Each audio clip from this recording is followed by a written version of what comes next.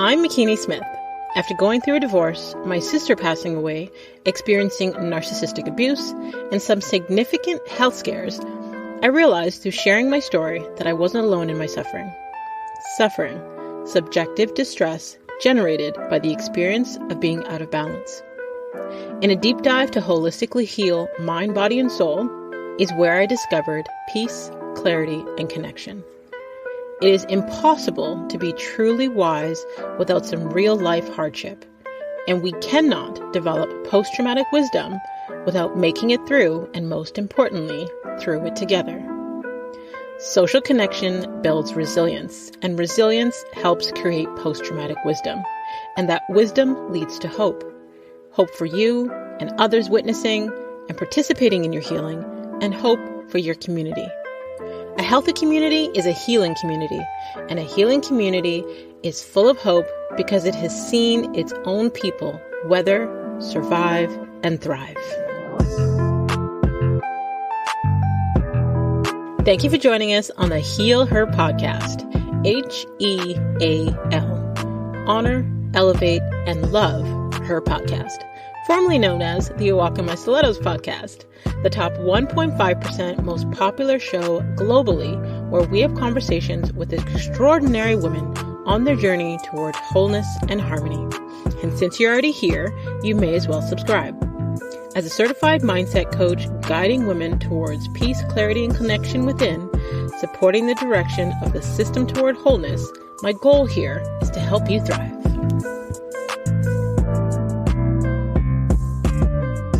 Jermaine Morrison and Mandela are the host and dynamic duo behind the Black People Check-In podcast, where they are stirring conversations on the Black experience, mental health, and pop culture.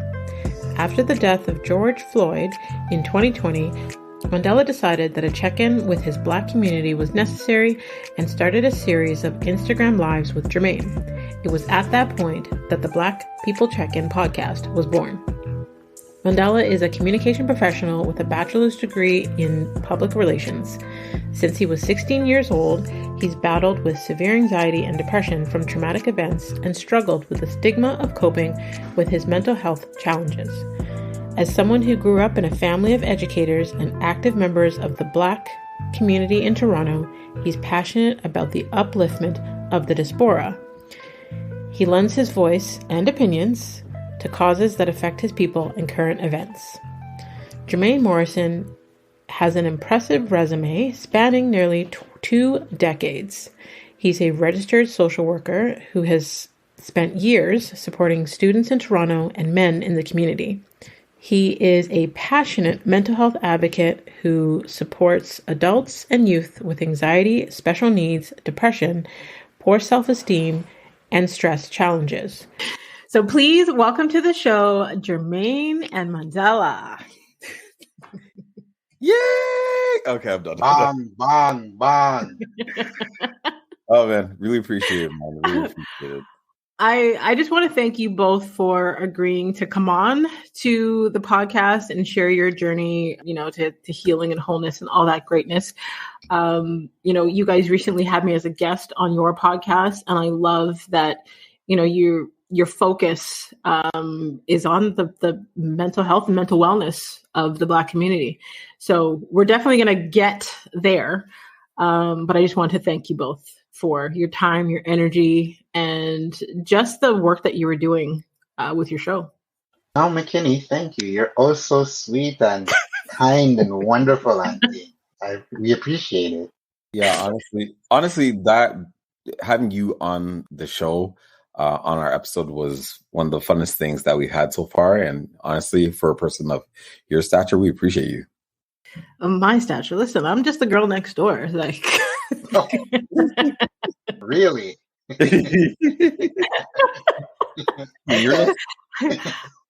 Life keeps me humble, okay? Like, no matter where you are in life, no matter how much you think you've attained, no matter how much success someone may see you have, I feel like maybe it's just me, but life keeps lifing. Yeah, so that keeps me humble. Honestly, 100% facts. So we're not disagreeing on that for sure. Life and my wife keeps me humble. I love that. I love it. I love it. I'm adopted. Okay, so before we get to where you guys are today and how you got there, I'd love to understand a lot about the history and the mindset of who you were as a child, because our childhood shapes us. Our childhood wounds, childhood traumas, all our childhood experiences shape us as adults. So before society kicked in and started to limit your beliefs or culture, or sometimes unnecessarily our guardians or our parents, I would love to know what you wanted to be as a child and what you were like as a teenager. Mandela, you go first on this one. Oh, Jesus. Okay, so as a child, I was sick a lot. I have really bad asthma.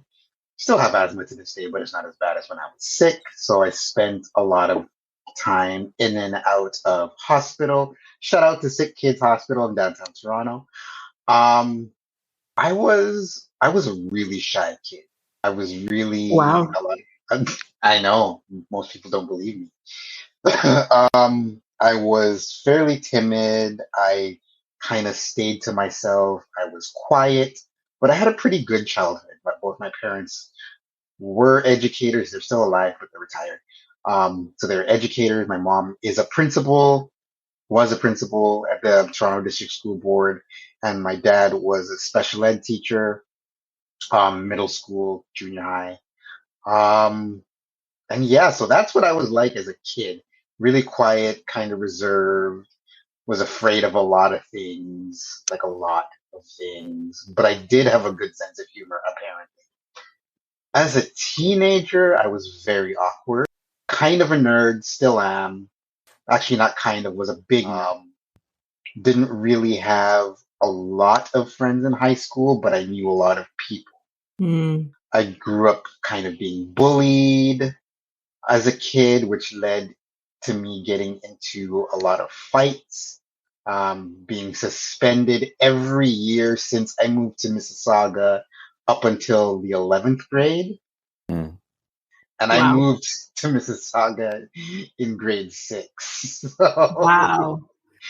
Wow. Yeah, but I started school in Mississauga in the 7th grade. So I was commuting back and forth from Mississauga to Toronto.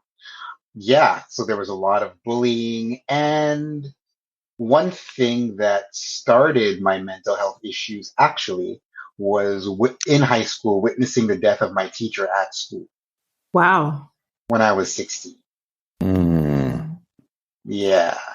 He dropped dead of a heart attack in the gym office. Oh, He goodness. was playing basketball with his students. And when we all rushed into the gym floor, he was literally dead on the floor, not moving, lights off, nobody home. Wow. I'm Mm. so sorry you had to even experience that as a child. I can't even imagine how traumatizing that would be. I didn't realize it at the time, but my dad had told me, he remembers the day it happened, right? My dad had told me, I had called him at work. He was still teaching then. And he said my voice was just shaking the entire time. And I thought I was speaking normally, just telling him what happened. He's like, nope, you were not okay. When they came home from work that day, I was sitting on the front porch. I didn't go inside my house. Mhm. Yeah, it was definitely one of the most traumatizing experiences of my childhood. Wow. I am so sorry. Mm. Wow. That's So okay. we're gonna get back to that and unpack some of that. But Jermaine, I would love to hear, what you wanted to be as a child and Sure. what you were like as a teenager. So my childhood, this actually might be breaking news to some because I don't even actually normally talk about.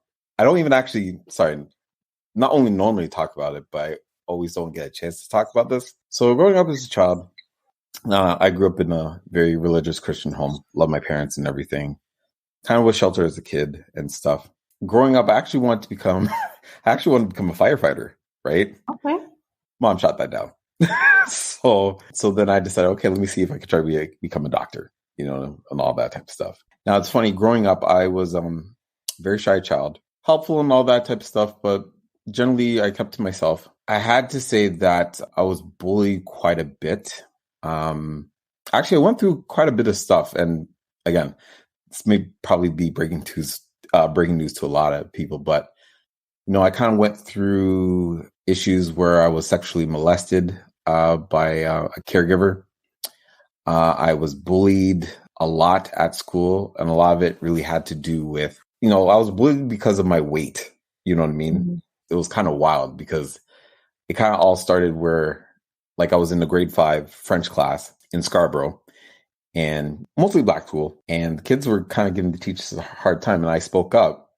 Well, when I spoke up, everybody was on me, and they basically called me things like tissue butt and all that type of stuff. Like it was my name pretty much following me throughout that whole school year. And so my self-esteem took a pretty big hit, needless to say. I struggled with that, and was pretty much long lasting for a while. Like at one point, I remember even when I moved out of that school and moved into a different neighborhood anyway, I remember there were a number of times where sometimes I would look myself in the mirror. I would try to, like, I didn't like how I looked. Like my view of myself was kind of skewed. Tried a few times to overeat and then induce vomiting, so to speak. You know what I mean? And this is all like at the age of 10. Wow. Right? Growing up in high school, didn't have a whole lot of friends. I think, I was known just because like of my musical talents. But generally speaking, like I grew up in a predominantly white school, and it was kind of weird because like I'm not to say I hate white people or anything like that, but like I wasn't too close with the white kids. Yet at the same time, I wasn't black enough for the black kids. Right. So I was kind of in that quandary, having to kind of struggle through that and sort of like what my identity was. Like I embrace blackness 100%. Anybody ask me, like I am 100% like pro-black, but it was really, really difficult when even your very own people at times didn't embrace you fully as a black person. Right. Mm-hmm. So I had to kind of go through that.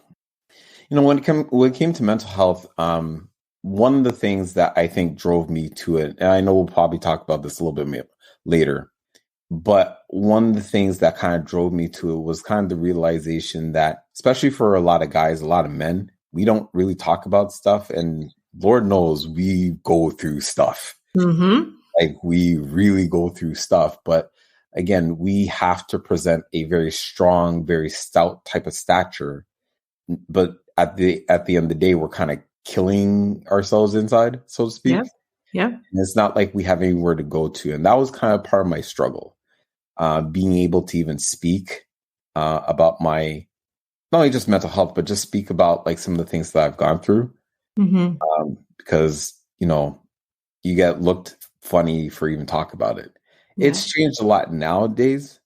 But if you're asking me how I got to this point, I will tell you, it was pretty much all these things kind of wrapped up to one that kind of led me on this path to, especially as a man, really speak up when it comes to mental health and issues surrounding it. Mm-hmm. Wow. I mean, I'm sorry you had to experience all of those things, sexual abuse, eating disorder, not being accepted by your own community, all of those things, traumatizing. Yeah.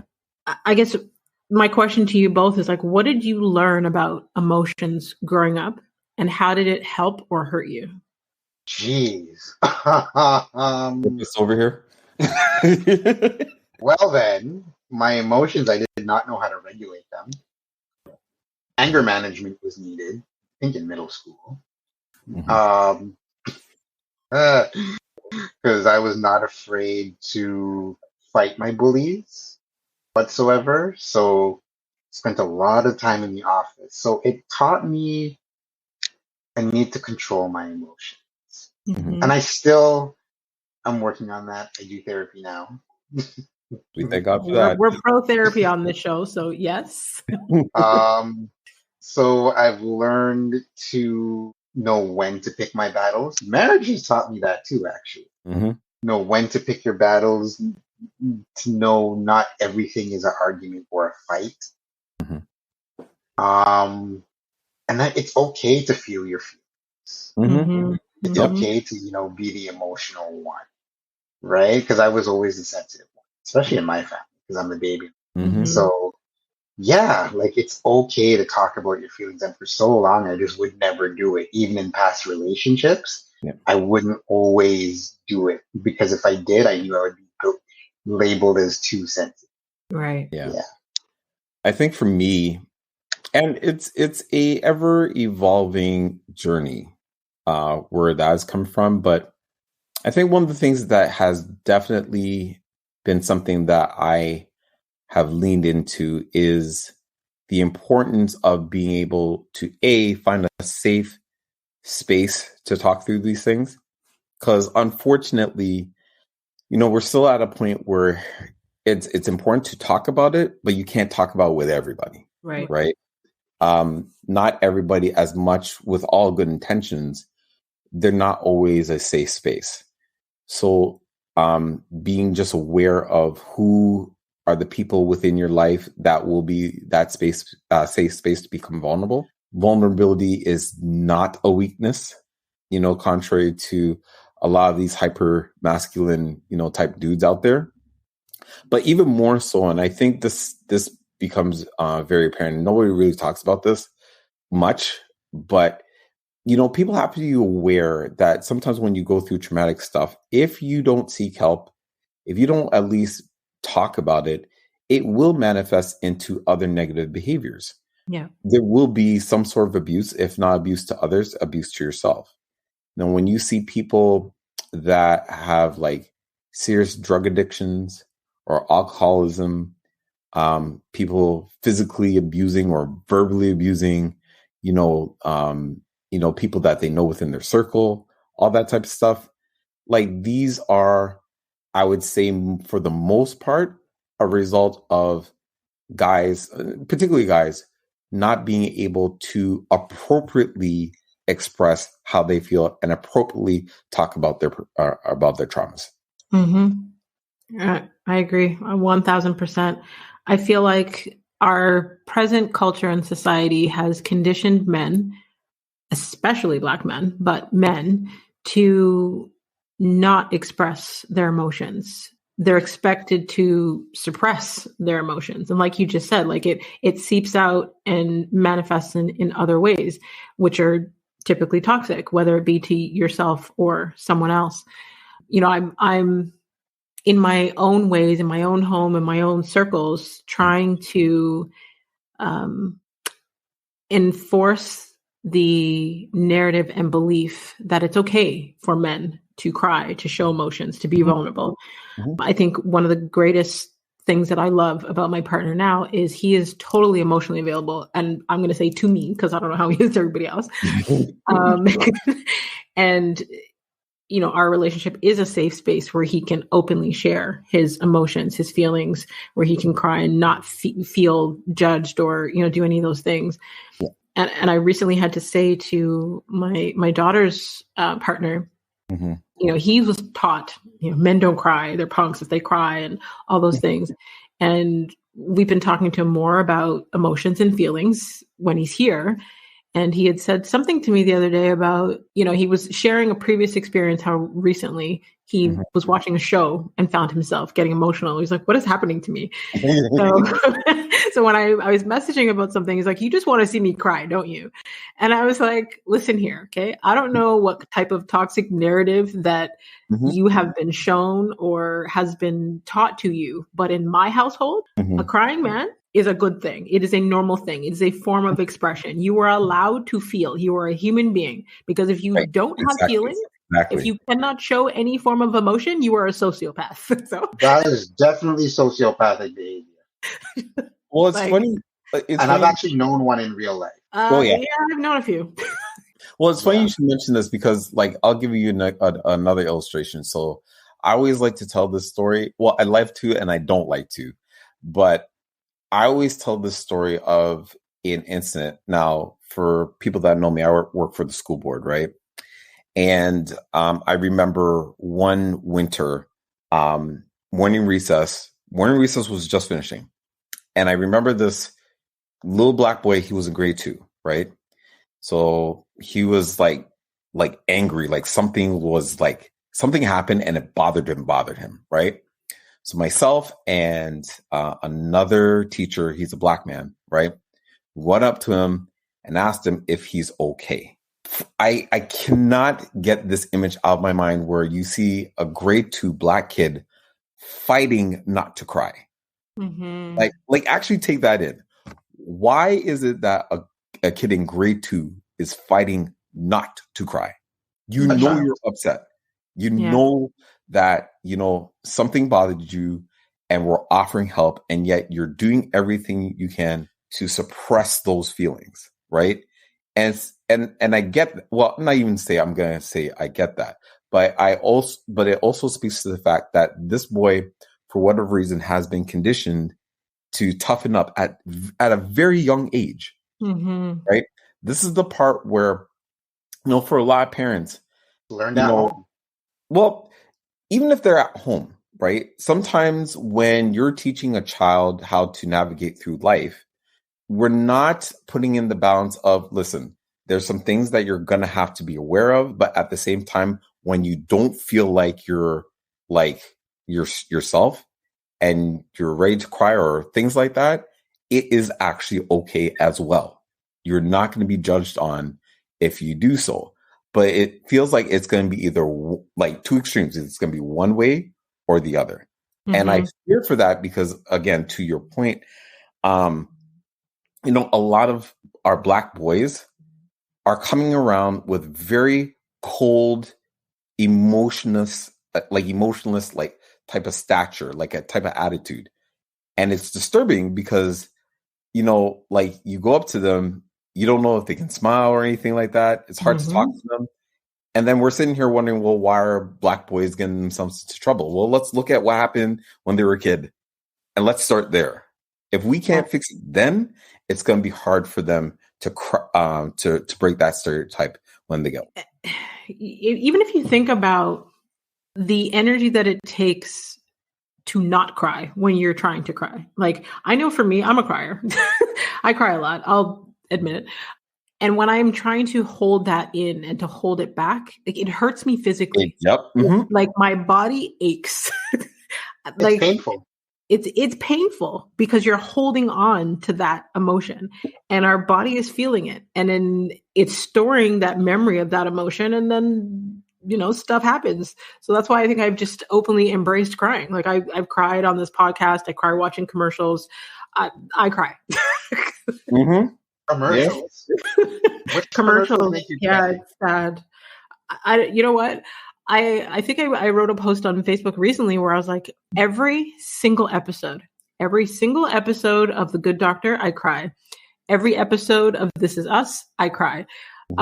Every time someone gets the golden buzzer on America's Got Talent, I cry.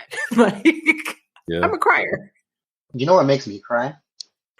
Those World Vision commercials with the kid with the fly. Oh my God. Because I get so upset. The fly is an actor, right?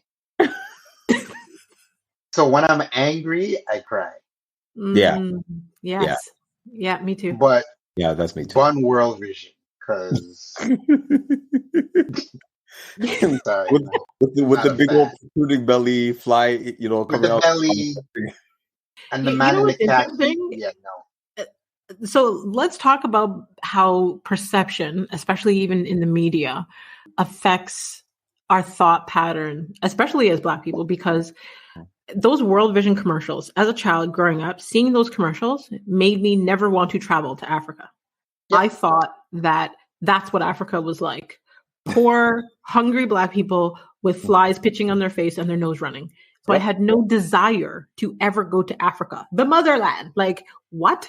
So then in 2017 or 2016, I can't remember.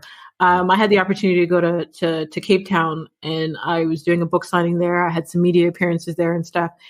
And I didn't want to Google anything because I was afraid of what I would see. And I thought that it would limit me wanting to go and have that experience in Africa. And when I got to Africa, let me tell you, it was the most beautiful place I've ever been to in my entire life. Like, it was almost like I had a spiritual experience when I landed, like in the airport. The beauty of the environment, seeing the beautiful mountains on one side, and like, because of those commercials, not understanding, it's not like they're behind in times. Like, do you know what I mean? There's beautiful condos and up to date stuff. And then the ocean is on this side and the mountains on like, it was just so beautiful. But because of those perception from those commercials as a child, it was ingrained in my mind. Shout out to all I can say is shout out to Western society, white supremacy. Listen, hold on. So here's the thing, right? I kind of explain it like this way. You have a plate of food, a delicious plate of food, right? You're with your partner. You know they like the food, but you taste it, you're like, nah, you don't want none of this. You don't like this, so you can eat it, right? But that is basically what white media, Western governments do with Africa, because that's where all the natural resources are, right? As Jermaine said, it's literally white supremacy. Exactly. Yep. It is exactly what it is, right? So you can't really separate the two. And it sucks, because World Vision really does like to participate in this. And I'm not really, what are they, like a Christian organization? This is another thing I have about, I'm not into the mission trips. I'm sorry to those who are. Actually, I'm not sorry. I know. To me, mission trips is another form of colonialism. So that's it. I'm going to leave that alone for now. I mean, him and I will always disagree on certain things. But I understand where he's coming from, though. It's okay to agree to disagree. And that's the beauty of being around people that have different perspectives. I feel like, okay, so I'm going to go down a bit of a different road than I want to right now, because I've been given a lot of flack sometimes because I may not always fully agree with the support Black this and Black that all the time. Because I feel like, yes, I'm Black. Yes, I love my heritage, my community.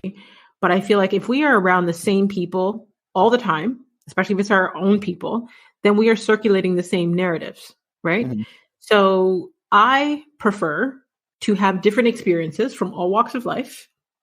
And then I can bring them back and share them with the community, because you don't want to be around yes men all the time. People who are constantly agreeing with you, even if we're wrong, right?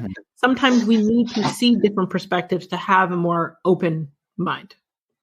I think, you know what? And honestly, I get it, because we're part of a global society no matter what, right? I think for me, which I do agree with you in part, I think for me, there is something to be also said at the same time where it's like, okay, number one, I mean, when it comes to our Black community, number one, we're not monolithic, right? At all. And I think sometimes we shoot ourselves in the foot very badly when we don't realize that even as Black people and as a Black culture, there are so many different diverse aspects of it just globally, more than like some of the stuff that, again, Western society has done a very amicable job of really suppressing some of the stuff that we can actually experience globally as Black people. But that's a different. You mean trying to erase what? I mean, tomato. Okay. Right? Okay. But the other part is, and this is the part where I think this is my personal belief that shouldn't be lost. I think sometimes there is also the importance of sort of like taking care of your own family first, right? Because the reality is that I think for any community to grow strong, right, you still have to be able, both from an economics point of view, from a spiritual point of view, from a relational point of view, you want to take care of your own family first before it disseminates outside of that community. Because at the end of the day, and you can look at the history of it as well. Like, Black people get a lot of flack around the world for a lot of different stuff. Mm-hmm. And so there has to be a little bit of protectionism, I personally believe, where that is concerned. I do agree with you on the fact that, we can't just it's not a bunch of yes men and all that type of stuff. Totally agree with you on that. But that's why I'm like, okay, let me just deal with my family first. And then may I deal with the rest of the people then before, anything else. That's always my approach to things like that. Jermaine, we get flack we get flack for simply existing. Like literally, it's not, yes, it's a bunch of stuff on top of existing, but first existing. So to your point in taking care of us first, all the other cultures do it, right? Whether you're Italian, Indian, Jewish communities, Muslim communities, they all do it. Yep. Right? Yep. Asian. They understand that concept incredibly well. Right, but the reason why? Because from the countries they're coming from, it's community-based first before it is individual-based. Not to, and I don't want to go off on a tangent, but the one thing about Western society, they preach independence. You mean white society? Thank you. Okay. All they do is preach independence. So, for example, by the time you're 18 years old, you're out the house, right? I don't know if you can do that now because nobody can find a house, but you're out the house by 18. In terms of places like in Africa or places like in Southeast Asia, the family comes in. You'll see mounds of families living, 2 or 3 families in one house. Listen, I saw The Sopranos, family first. Right. And that's how they continue to make their families grow, because once the family is good, the neighborhood's good. Once the neighborhood's good, the businesses and the schools are good. Once those institutions are good, then they can pretty much dictate how structurally things are going to happen. But let Black people try that. Once. Even a little bit.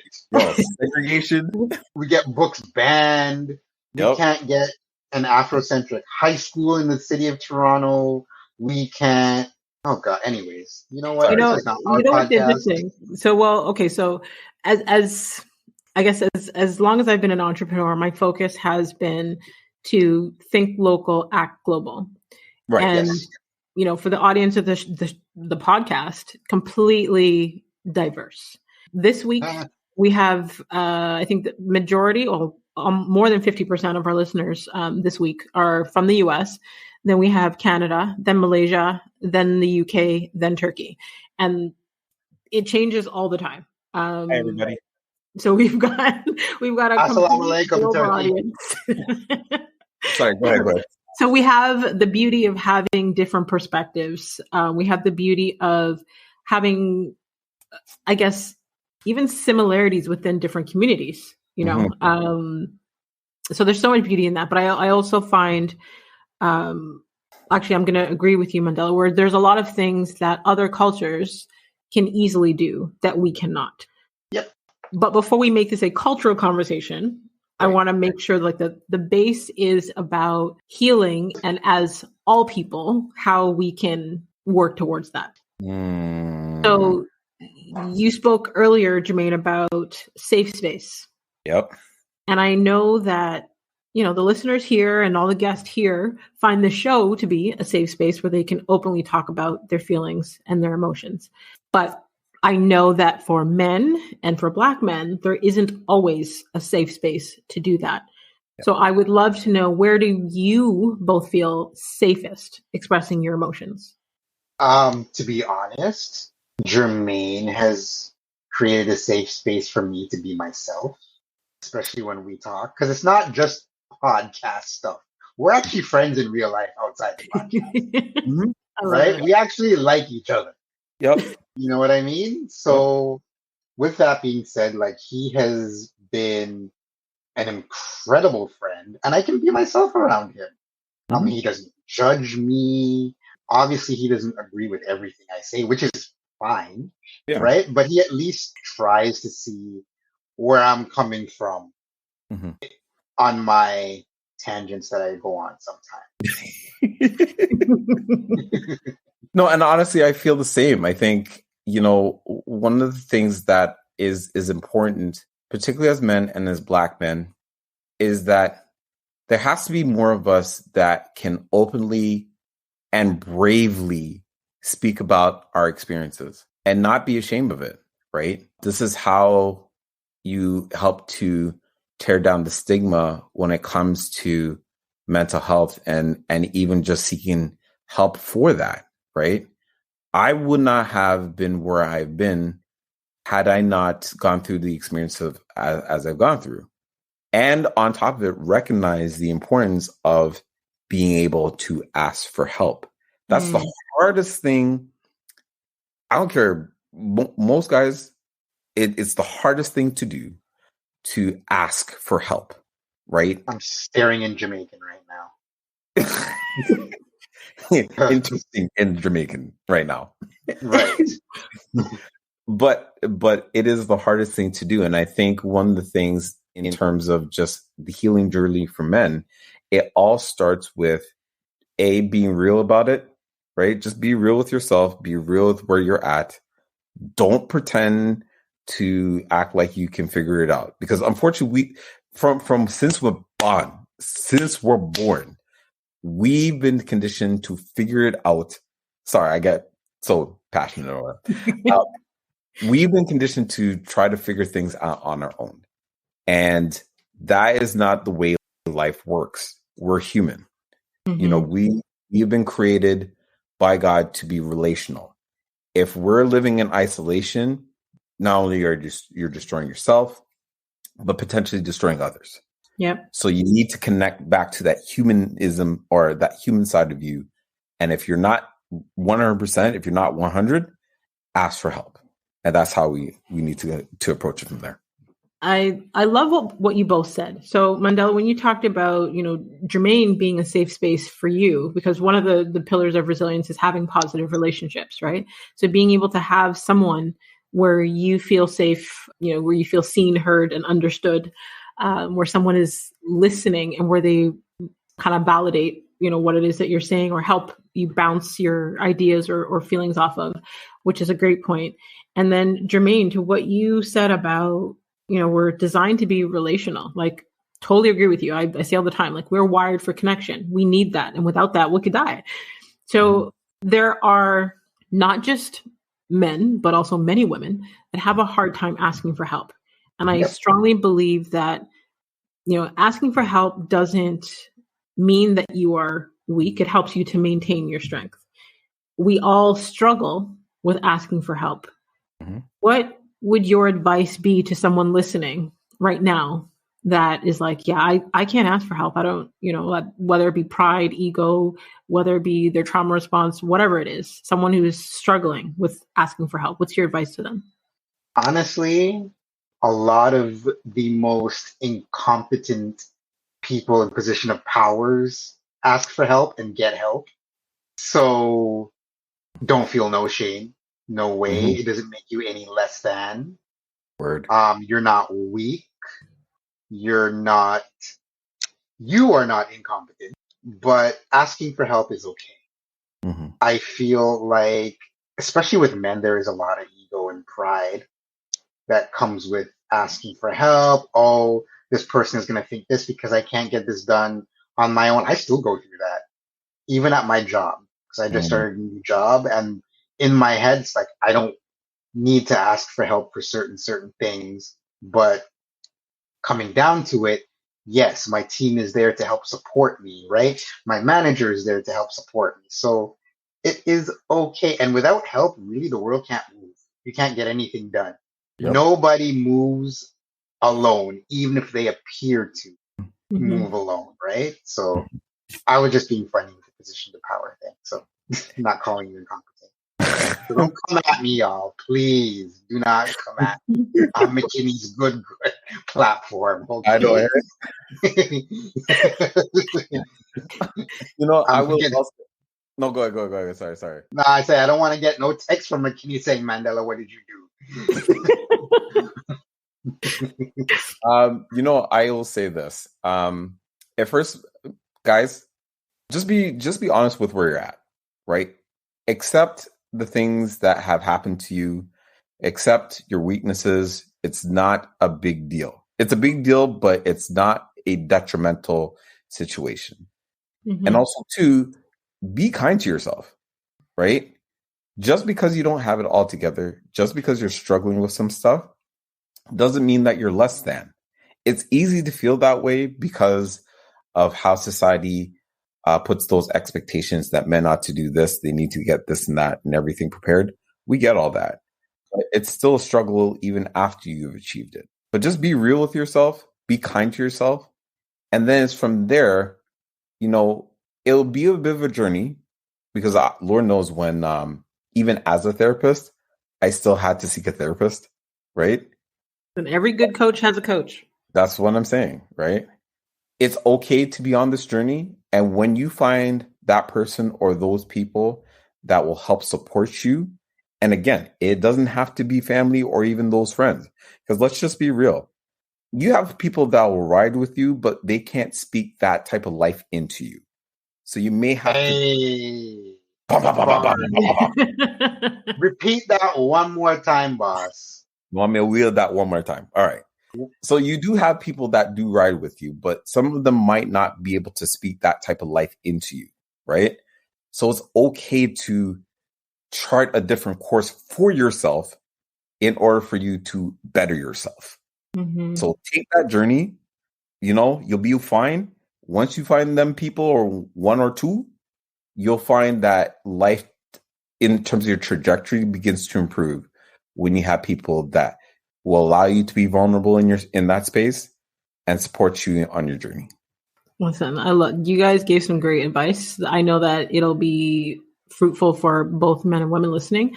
Mm-hmm. But Mandela, you said something about, feeling weakness. Mm-hmm. What situations lead you to feel weak as a man? I'm going to say quote unquote weak as a man. Mm-hmm. Wow. Okay. Yo, therapist. We get intense over here, okay? Yeah, clearly. Fuck. It's not even 1:00 yet. Okay. I'm gonna say probably if I'm having issues with my wife, definitely something around marriage. Because I've felt that way before when me and my wife were going through like real life problems. Mm-hmm. Like the real things, I would definitely that. And I would say, you know what, since we're here, so 2 years ago, outed an abuser in my family. Mm-hmm. Yes, Jermaine, you were there for all of that. Yep. Mm-hmm. Mm-hmm. And the backlash definitely made me feel like I wasn't strong enough like I knew it was coming. Mm-hmm. But in that moment, boy, I didn't think I was gonna make it. Mm-hmm. So I will tell you, Jermaine was the one that helped me through all of that. So thank you. Wow. Well, Jermaine and my wife. I appreciate you, bro. No, I appreciate you. For real. Yeah, you better add that in there before you catch it later. I've found that, and I don't know about other cultures, but I know in the Black community, whenever an abuser is outed, it's always the person who speaks up and the victim that catches the most heat. Yeah. I think as a culture, I don't know where that comes from, but it's like toxic as heck. And it further victimizes the victim and it makes other people not want to speak up because of the backlash that comes from that. Well, it comes from patriarchy, number one, which is also tied to white supremacy, number two, which is also tied to religious beliefs, number three. So that's where that comes from, especially in the Black community, the Caribbean community. You'll find that in a lot of religious countries, right? Where it's the women that are usually bashed for doing the same thing that men are doing. So that's where that comes from. Now, I'm not going to blame it all on religion because there's a lot of people that aren't religious that still hold the same beliefs, but really in our society, that's where that all stems from, that type of belief system. But in terms of abuse, So I'll tell you something that happened in my story. When the abuser did something in my house to a friend of mine. Mm-hmm. So a woman was assaulted some many years ago, a friend of mine in my house by a family member of mine. And his brother came to my house to try and talk me down because I already went public with it. And he tried to be like, what the hell, take the post down. And he said to me, and I quote, "I don't care what happened to her. I need to find out how to fix between you and my brother, how to fix the situation. Oh, wow. It doesn't matter what happened to her." Yeah. And this is Right? unfortunately, not to cut, but this is definitely, unfortunately, the type of stuff that always tends to happen, especially with women. It's almost like, well, they're the victims, but it's like, it's victim blaming at the end of the And day. I was in the house when it happened, and people still don't believe me. This abuser to this day is still abusing women. Our Twitter account got a message that he abused her not even a year after the post went up. An anonymous post, an anonymous user, right?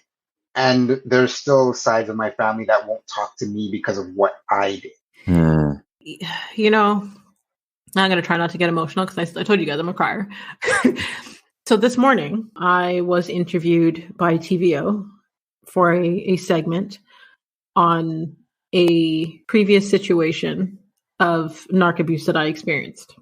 And I had also shared this morning in that interview. It'll probably be out by the time this podcast episode comes out, but it's like culture in general, no matter what race, continues to victimize the victims. They discredit the victims. They don't care what happens. They want to, place blame. And instead of addressing the behavior of the abuser, they want to silence the person who is speaking out. Yep.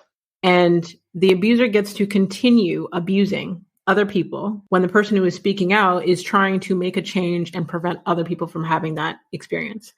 And I have, up until 2 weeks ago, had people reach out to me because my past abuser is basically still trying to manipulate women out here and financially abuse and psychologically abuse. And they're getting away with it.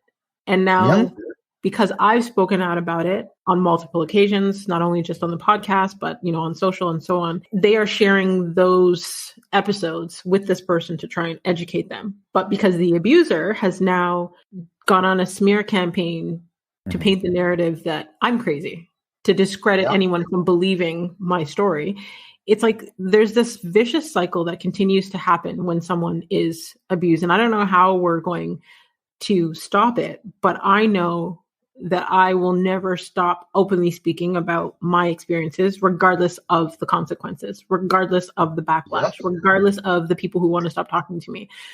And I know that it's not easy, and I get triggered every time I have to talk about it, but it's not easy for other women to do the same. But my hope is that anyone who is ever abused or ever questioning whether or not they should speak up about abuse thinks about, if they don't, who they are protecting and who they are hurting. Yeah, because this same abuser, who works in the community, by the way, who is a mentor to young Black men just getting out of the prison system, he's been going around telling people that I'm the crazy one, I'm the jealous one, to this day, right? And not to believe. This is now I'm getting upset because it's almost like people who are in these positions to influence other people are the ones that are the abusers, because my past abuser was a former correctional officer. Yeah, he's done, talks, he's been on television, and he's the people that refuse to talk to me in my family, he's abused them too. And they're still taking up for him, right? So I don't know. I guess you know what, that could be like a whole nother episode that we can unpack one day and do a part 2. Can we please? But I guess before we end the show and go to the final segment, my question to you both is, how do you define what it means to be a man? What? Jermaine, you know what? Jesus. I had the last higher question, This one Jesus. is all yours to start. Jesus. Uncle Germs. I'm not even gonna lie. Sometimes it's kind of hard to even ask that question because, I mean, quote unquote, being a man has sort of like evolved into so many different directions. I think one of the most important things, though, even as a man, are trying to reflect on what that means. Being a man doesn't really involve anything physical strength-wise. I think one of the most important things as a man, and especially being a good man, right? Mm-hmm. You want to make sure that you are strong in terms of your convictions, right? Okay. At least people know where you stand. Mm-hmm. Never put yourself in the situation where you're kind of flip-flopping, either because you don't know what you want or you're trying to manipulate to get what you want. That's not what being a man is. Let's stop it there. People need to know where you stand. Mm-hmm. People need to know where your values are. It's through that, then that's how you know how to walk through life. And also another thing, being a man is also in its totality, just really embracing. And again, I'm saying this from a standpoint of like, if you're going to take on the role of a man, quote unquote, accept both your strengths and also embrace your weaknesses. Never be ashamed of that. Because at the end of the day, men, truly, truly good men, understand who they are within themselves. They're not perfect. But when you are strong in terms of your values and your convictions, you know what I mean? You also will understand that, you know what? I have weaknesses and I'm working through it. And as long as I work through it, you're fine. Anything apart from that, I would question the quote unquote manhood just because of the fact that you can easily turn on a dime as no good for anybody. Mm-hmm. Okay?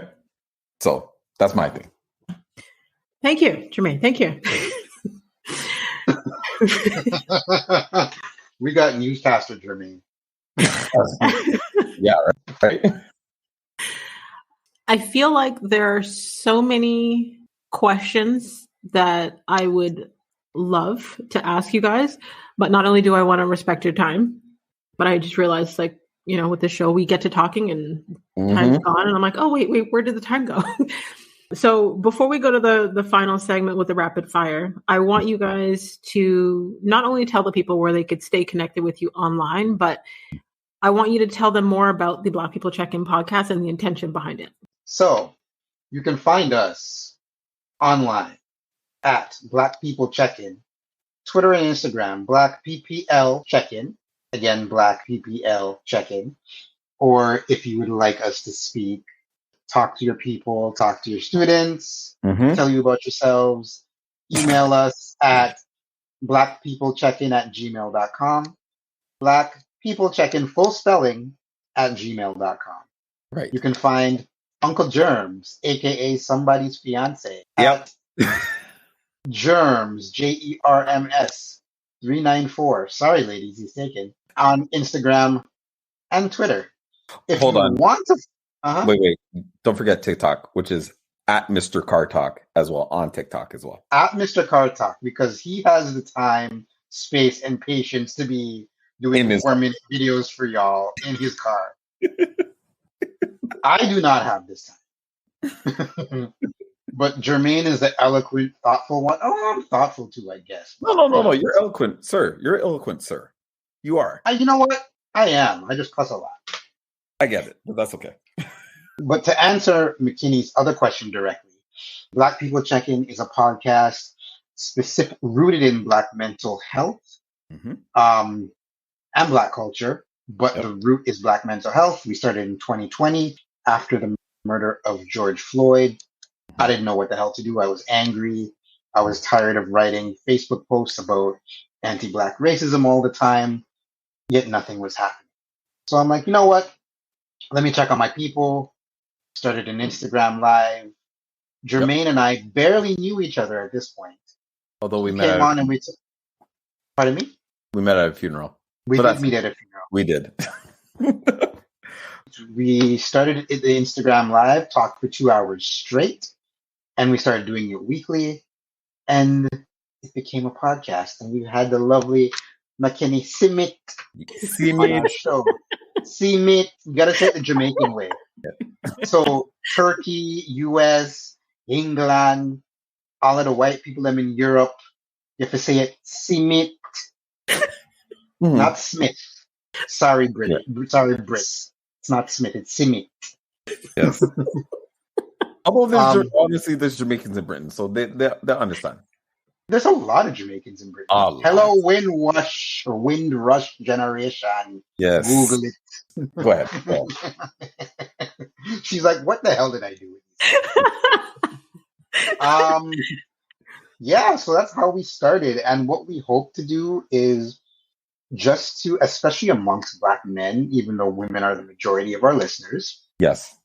But Black people, we want to end the stigma of mental health in our community, which is why we present our podcast in the way we do, which is why we talk how we talk on our podcast. It's really a way for our listeners to feel a sense of community and be like, yo, and safety. And be like, yo, this is a cool thing to listen to. Like, we need to get their streams up to like 2 million a year. So like and share the podcast. Thanks. Definitely needed and a valuable space. So I think anyone who is listening here, go and subscribe to the Black People Check-In podcast. Message Mandela and Jermaine and let them know about the great work that they're doing in the community, because we need more safe spaces. We need more spaces where we feel comfortable, where we feel seen, heard, and understood. So the final segment of the podcast, it's really where I just ask a couple of quick reflection questions and you answer one word or one sentence. I don't really like to put people in a box because I don't like to be put in a box. I'm claustrophobic. So if you feel that you want to expand, feel free to do so. All right, let's do this. Okay. Let's start with, what's the first thing you do in the morning and the last thing you do at night? Hug my wife, check my phone, kiss my daughter. I think in my case, I'll either pray or talk to my fiance. At night, check my phone, and I usually fall asleep to music in the background. Okay. And I bathe, and I brush my teeth. Bathe. We had a whole pandemic around this, people. Wash your hand, brush your teeth, and bathe. Yes. or at least Hola Fresh. Please. White people Google it. As you were saying. Continue. Okay. When was the last time you cried? Ooh.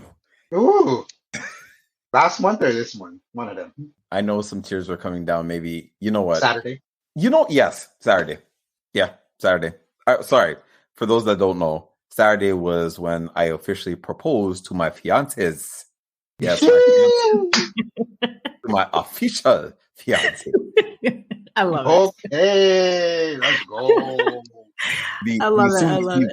Anyway, sorry, go ahead.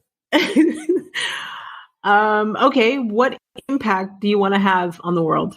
I want to shake up the motherfucking world. Shake it up. Earthquake. Honestly, for me, I just want to just make sure that in terms of impact, that like my community is good in terms of their mental health, both youth, men, women. It's important that we're in the right space before anything else. Mm-hmm. We have to know that. I just want people to know that Black love is revolutionary. And so we're talking about Black mental health, right? And so is loving Black women. But I understand that Netflix dating shows don't get that. But anyways. Yeah. Shout out to Kwame. Anyways. Go ahead. Okay. What failure has taught you the most about life? Oof. That you will get back up. That it's okay, but to Mandela's point is, it's not about if you fail, is what you do after when you fail. Yeah. Toronto Raptors, are you listening? Anyways, let's get Okay. If you could create one law that everyone in the world had to follow, what would that be? Unless you intend to amplify and respect it, leave Black shit alone. I will echo it, but not in those vulgar words. In my holy words. Okay, I'm done. Because mine are fiance now. Mine are fiancés. So, all right, let me just leave that alone. So you're not going to answer? Oh no, you know what? To be honest, with you, like other than that, that's a very good question. I wouldn't be able to think that through with these rapid questions. So okay. I'll pass on that one. Okay. Last but not least, what advice would you give your future self? My future self? Yep. I know people are used to what advice would you give your younger self? No, that's easy. What advice would you give your future self? Keep trying. Keep having McKinney on the Black People Check-In podcast. Episode. Yep. Keep holding down your wife and your daughter and your dog. And in the words of John Cena, never give up. And health is wealth. Yes. OnlyFans body loading. Same. You know what? Advice to give my future self? There's a reason why you're in this position, and it only goes up from here. Make sure that whatever good or bad you get from this, just trust in God, and He'll kind of take care of the rest. And finally, to Mandela's point, the people that are in your life, they're there for a reason. So ride with that, and you'll be fine.